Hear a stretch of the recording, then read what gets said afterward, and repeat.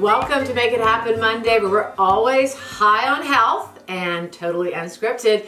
Today we're going to be talking brain health, and the first thing I want you to know is that there is no organ system in your body, no part of your body that is more demanding, more discriminating, more sensitive to, and more impacted by the foods you choose to eat than the brain. Never forget that. The brain sets the bar. If you give your brain what it needs nutritionally, the rest of the body is more than taken care of. In other words, I really should just be teaching people how to eat for brain health, because that covers everything else and then some, right? So specifically, I want to cover the top 4 foods for brain health. Keep it really simple. I can devote an entire video to why each one of these foods is so good for brain health, but I just want you to remember the top 4 foods today. We can get into the details in a later video.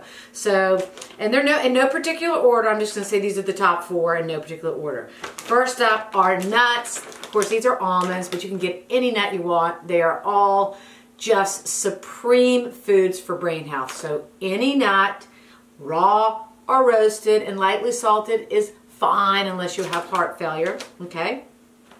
Next up, beans. Any kind of bean you want, any bean you can name. These are black beans, but again, any bean you can name to me. Chickpeas, field peas, any lentils, any bean, any legume, canned, fresh, frozen, or dried. Doesn't matter the form, right? So beans, then salmon, wild salmon, okay?